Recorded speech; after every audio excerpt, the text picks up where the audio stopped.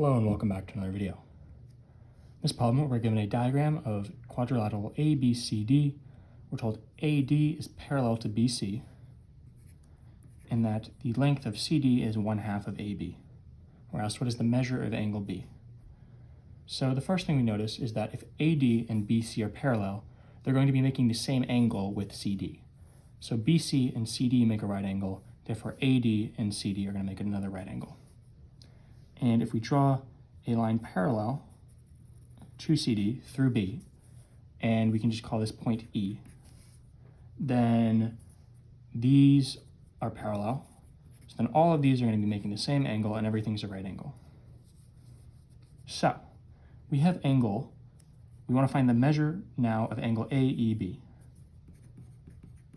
We can see that angle AEB plus angle BED is this angle plus this angle. And they're going to be making a straight line AD.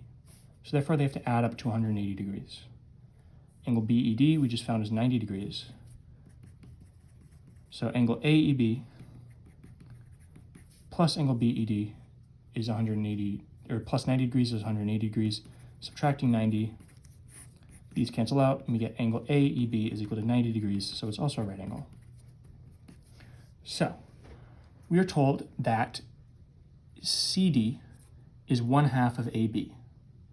And if BE and CD are equal, then therefore BE is 1/2 of AB.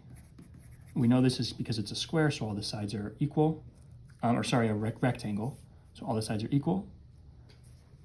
So this we can call 2x, and this we can call x. So we are looking for the angle ABE, because we know that angle EBC is 90 degrees.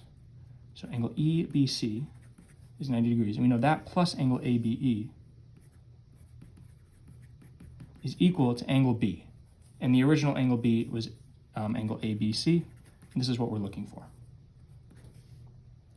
So we have to find angle ABE, and we know that the cosine of angle ABE is equal to x divided by 2x. It's equal to the adjacent side, BE, in this right triangle, over the hypotenuse, AB. X divided by 2x is 1/2. So the cosine of ABE is 1/2. For what angle measure is this true? Well, the cosine of 60 degrees is 1/2. So therefore, angle ABE is 60 degrees. Plus angle EBC is 90 degrees. And this is equal to angle ABC.